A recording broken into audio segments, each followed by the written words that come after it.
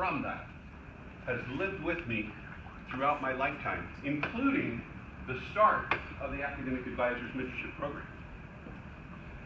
I was 34 years old in the military, very shaken of my life, very excited to get an opportunity to go to airborne school. I want to be an airborne ranger. I want to live a life of danger. Everybody in the military that was somebody had those silver wings on their chest. And I was excited when I got my orders and said I had to go. When I arrived at airborne school, I found I was the oldest guy there. Most of them were in their 20s, young 20s. Tried to keep up with them on the runs, but that day came when I finally got to get on an airplane for the first time and jump out of a perfectly good airplane.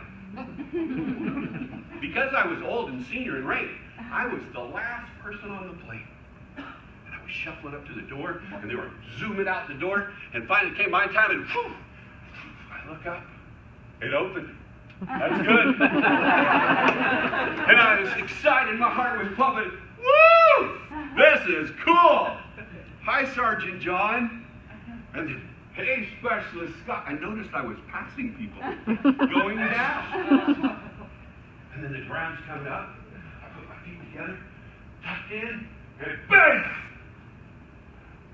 I did not know you could hit the ground that hard and live. Up until that moment, I had no fear in my heart. But a wave of fear came through me. I feel it right now. I was scared that I was going to die. I checked my body to see if anything had broken. I saw those little white stars. I picked myself up, and I thought, I got to do 4 more jumps. How in the heck am I going to do that? I used a different word.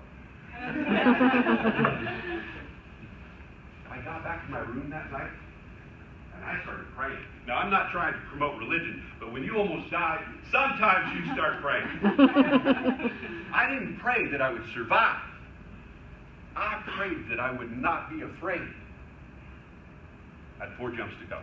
The next day, this time it wasn't so much fun. I'm in the back, shuffling up towards the door, and zoom, chute open. Oh my gosh, I'm passing people again. There's this burn barrel on a gravel road off the side of the landing, and I'm headed right to it. The fire's coming out of the barrel, and I'm like, oh my God, I'm going to hit that thing. My chute's going to catch fire.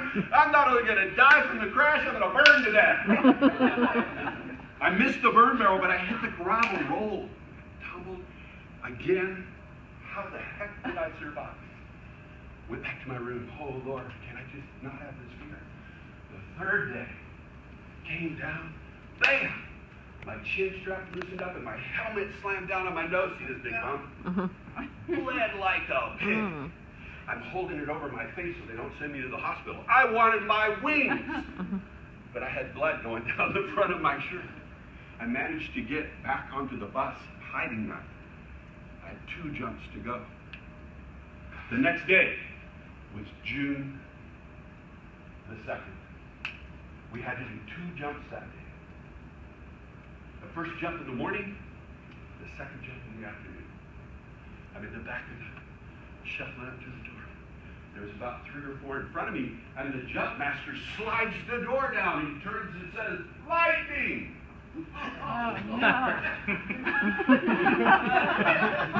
We land down at the airport, and there were 11 of us from 3 different airplanes. He came up to me and says, Captain Brulette, you take these 11. You get them up on the first flight after lunch, get them off the landing zone, and get back here and get on the last bird. If you all make it, you get your wings. If you don't, it's over.